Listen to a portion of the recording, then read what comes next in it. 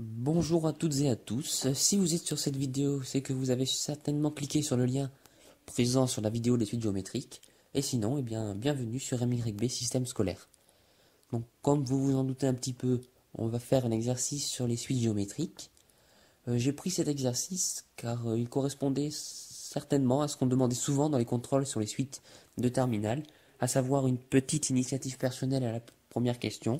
Et la deuxième question, c'est un raisonnement mathématique, comme on le demande souvent.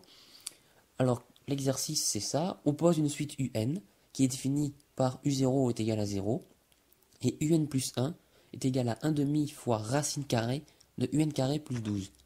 Donc on le voit, c'est une suite définie par une relation de récurrence. Et cet exercice se compose en fait de seulement deux questions. La première question, c'est de calculer les 5 premiers termes de la suite, à savoir U1, U0, U1, U2, U3, U4 et de déterminer, selon vous, quelle est la limite de cette suite quand n tend vers plus l'infini, à partir seulement des 5 premiers termes. Alors ça, c'est une question qu'on demande souvent dans les contrôles, et c'est... Bon, il suffit seulement d'appliquer la relation de récurrence, c'est des points à gagner facilement, quoi. Par contre, la question 2, il y a plus de raisonnement, c'est sûr. Qu'est-ce que c'est? On pose une autre suite Vn, qui est reliée dans sa définition à la suite UN, et on étudie la suite Vn, puisque celle-ci est plus facile à étudier que UN, et on remonte au final à l'expression exacte analytique de UN, c'est-à-dire une expression UN égale quelque chose, et non pas UN plus 1 est égal quelque chose en fonction de UN, comme là on l'a. Avec cette expression analytique, on pourra remonter à la limite en n vers plus l'infini, enfin vous verrez plus tard, vous comprendrez à la fin de la vidéo. Donc tout d'abord, on répond à la question 1 et on détermine les 5 premiers termes de la suite. Bon, pour U0, il n'y a rien à faire, U0 égale 0, c'est la définition. Puis pour U1, on utilise la relation de récurrence de la définition de la suite. Donc U1, c'est quoi? C'est 1 demi fois racine carrée de U0 carré plus 12. Or, U0 est égal à 0, donc ça nous fait U1 est égal à 1 demi de racine de 12, c'est-à-dire racine de 3. Alors la calculatrice, on voit que approximativement, ça fait 1,73. Pour U2, on utilise la même relation de récurrence, et en utilisant cette fois le terme U1 dans la racine carrée. Donc il vient quoi? U2 est égal à 1 demi fois racine carrée de 3 plus 12, donc racine de 15 sur 2, et à la calculatrice, ça fait 1,93. En arrondissant, comme on veut. U3, on fait pareil, je vous laisse faire les calculs, sauf que cette fois, dans la racine carrée, il y a 15 sur 4, qui correspond à U2 au carré, plus 12. Donc il faut tout mettre dans les éliminateurs, bon c'est pas très agréable, mais il faut le faire, et au final vous trouverez racine de 63 sur 4, ce qui nous fait 1,98 à peu près. Et enfin pour U4, c'est la même chose, vous faites les calculs, et vous trouvez normalement racine de 255 divisé par 8, et ce qui nous fait 1,996. Donc c'est-à-dire très très proche de 2.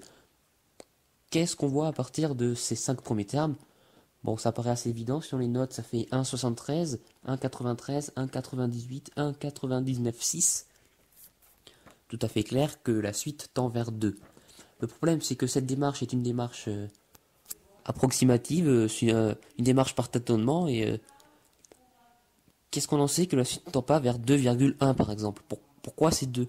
On n'en est pas sûr, et on utilise donc la question 2, qui est une question guidée bien entendu, pour montrer que c'est 2 et exactement 2. Donc comme je vous l'ai dit en début de la vidéo, on pose une suite Vn qui est reliée à la suite Un. Donc ici, on pose Vn est égal à Un carré moins 4.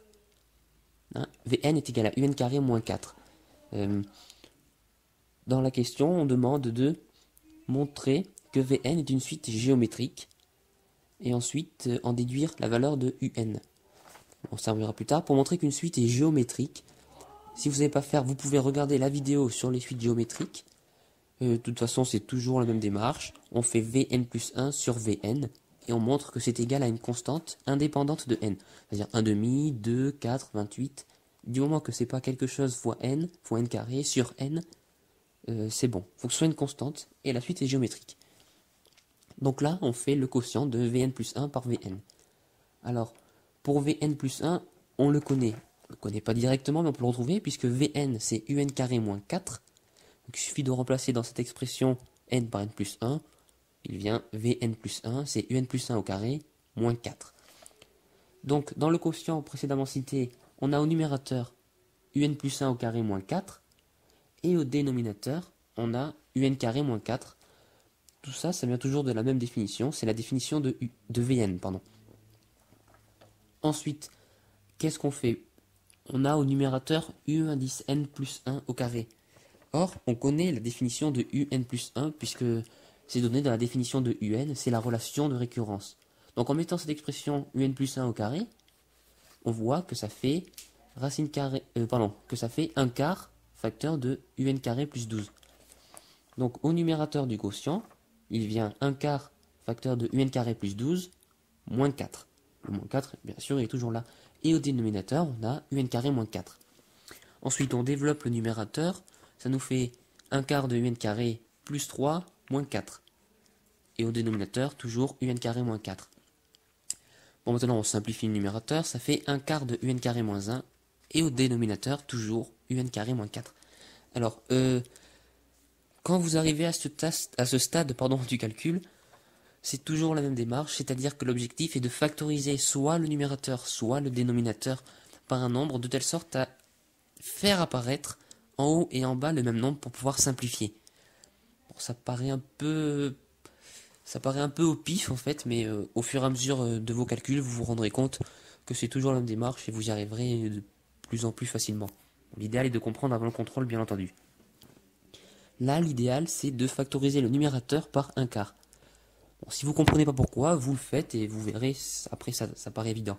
Donc là, si on factorise par 1 4 le numérateur, ça fait au numérateur, donc on a 1 quart facteur de Un carré moins 4, et au dénominateur, on a Un carré moins 4. Donc là, qu'est-ce qu'on voit? On voit évidemment que Un carré moins 4 apparaît au numérateur et au dénominateur. Donc on le simplifie, il disparaît, il nous reste 1 quart. Donc on a bien Vn plus 1 sur Vn qui est égal à 1 quart. Et c'est bien une constante indépendante de n. Donc on a montré que la suite Vn était une suite géométrique de raison 1 quart. Qu'est-ce que ça veut dire? Bon, petit rappel, ça veut dire que pour passer d'un terme de la suite de Vn au terme suivant, il suffit de multiplier par 1 quart.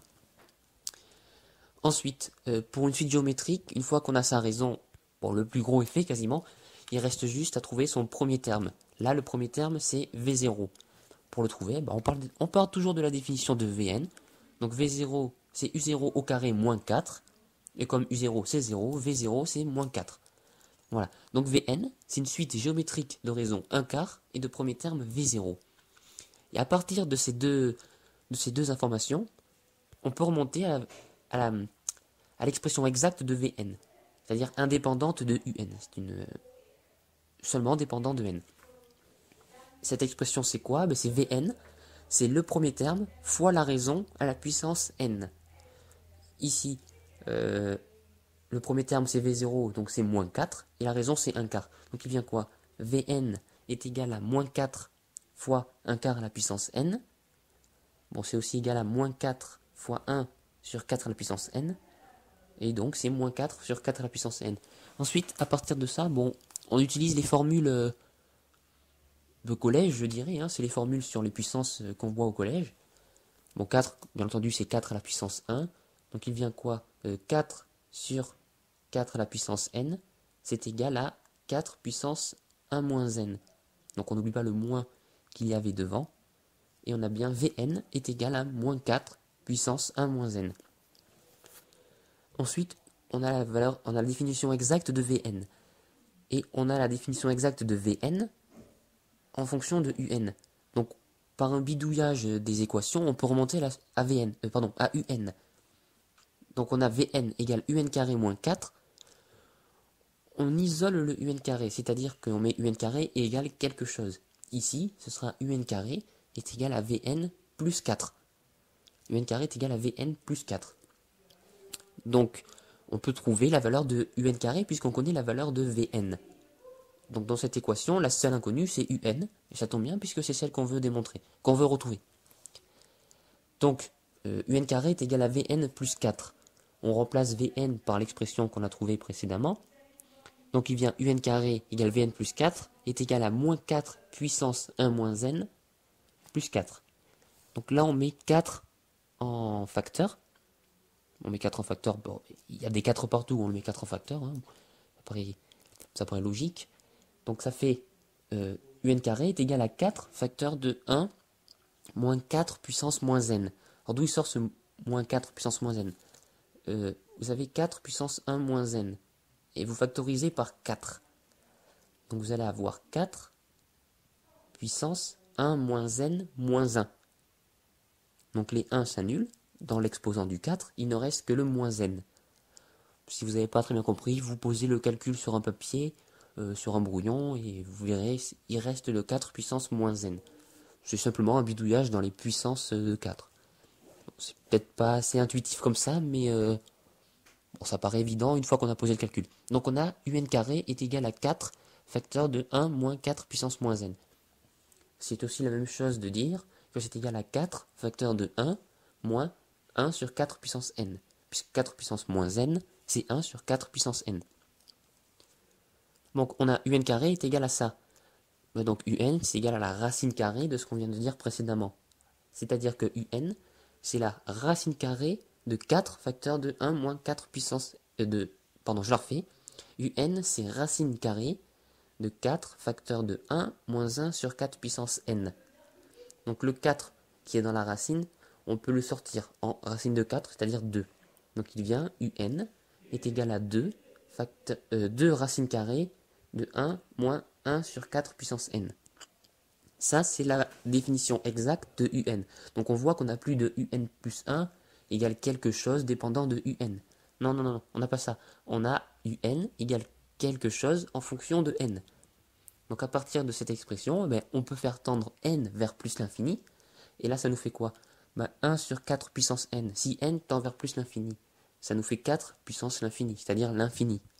Donc dans la racine carrée, on a 1 moins 1 sur l'infini, c'est-à-dire 1 moins 0. Donc il reste racine de 1. Ça fait 1 fois le coefficient qu'il y a devant la racine, c'est-à-dire 2. Eh bien on voit que un tend vers 2 quand n tend vers plus l'infini.